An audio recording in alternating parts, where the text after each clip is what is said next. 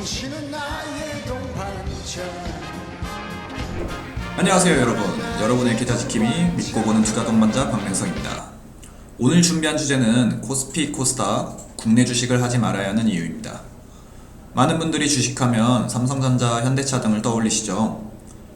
제 첫 주식은 17살 때 어머니 명의로 만든 증권계좌에서 알바해서 모은 돈 200만원으로 첫 매수한 게 쌍용차였습니다. 그때 쌍용차가 인도에 매각된다라는 이슈가 있었거든요. 아무튼 그때 단기적으로 수익을 봤으나 너무 어렸을 때라 재무제표니 기업성이니 이런 걸 모르고 투자를 했었죠. 각설하고 공매도 재개 첫날 부담에 트럼프발 상호관세 우려까지 관세 우려에 수급이 위축된 모습인데요. 공매도 재개 첫날 코스닥 지수가 3% 넘게 밀리면서 장중 연저점을 기록했습니다. 트럼프 행정부의 상호관세 불안감으로 투자 심리가 크게 위축된 것으로 보이는데요. 올해 들어 920선도 웃돌았던 코스닥 지수가 상승분을 전부 반납하고 태초마을로 와버렸습니다. 수급을 보면 외국인 홀로 매도 우위고 개인과 기관이 매수를 받쳐주는 양상인데요. 에코프로 BM과 에코프로 HLB 등이 10% 내외로 급락 중인 모습인데, 증권가에서는 미국발 관세 우려가 계속되는 가운데 이를 해소하기 전까지는 수급적 개선을 기대하기 어려울 것이라고 내다봤습니다. 이제 이틀 뒤죠.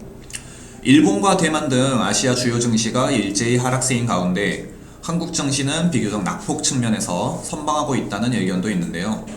관세 이슈가 증시 전반을 누르는 만큼 공매도 재개 효과를 확인하기는 아직 조금 더 지켜봐야 하는 상황입니다.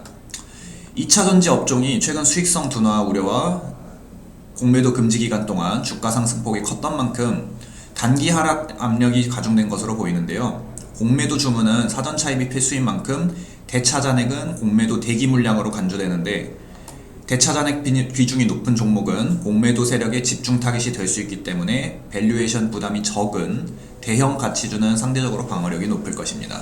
그럼 어떤 종목을 매수해야 하냐? 방금 말씀드린 대로 기업 가치 평가 부담이 적은 대형 가치주, 식음료주가 경기 방어주로 항상 부각됩니다. 경기가 좋지 않아도 식음료주는 일정한 수요가 유지된 특성이 있어 필수 소비재로 분류되죠.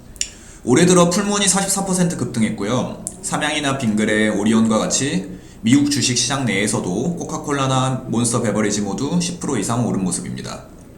식음료주는 경기 방어적 성격이 부각되며 피난처로 기능하고 있는데, 2분기 국내 정치 불확실성에 정점을 지나면서 소비 심리 회복에 따른 내수주 반등을 기대해 볼 수 있는 모습이죠. 아까 코카콜라 말씀드렸는데, 최근 워렌 버핏이 애플 주식을 많은 비중 덜어내고 코카콜라를 매수했죠. 상대적으로 펩시가 조정을 받고 있어 반사 효과로 반등 가능성이 있어 보입니다. 단기적으로 5% 정도는 먹고 나오기 쉬워 보이네요. 안정적인 배당과 강력한 브랜드 포트폴리오를 보유하고 있음에도 성장 둔화와 정치적 리스크가 부각되며 시장의 평가가 엇갈리고 있는데요. 저는 이런 시장의 관점이 이 정도 조정을 줄 만한 근거가 충분한가? 라는 관점에서는 납득이 잘 되지 않습니다. 우리 동반자 분들께만 조용하게 추천드려 봅니다. 그래서 메인 제목, 국내 주식을 하지 말아야 하는 이유에 대해 본격적으로 설명드려 보겠습니다. 유명한 짤이죠. 태풍 노루가 왔습니다. 그럼 어떤 종목을 사야 할까요? 수해복구 수혜주?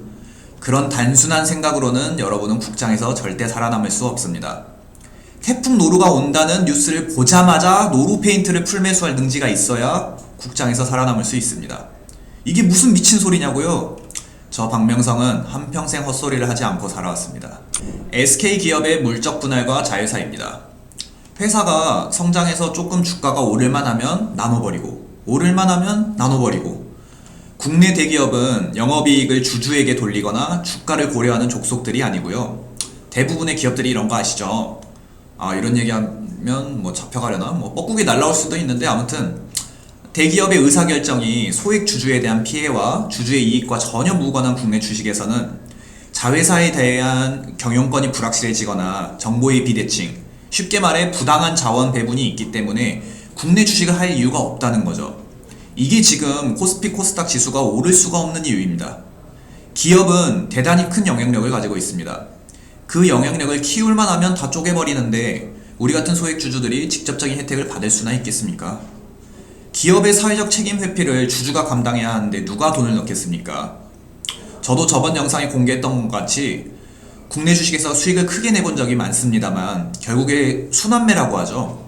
국내 주식이 각광을 받을 때가 있고 미국 주식이 각광을 받을 때가 있고 또 이제 뭐 부동산이 각광을 받을 때가 있는 것처럼 이 자본시장의 흐름이 순환매를 타고 돌아가지 않나 생각합니다.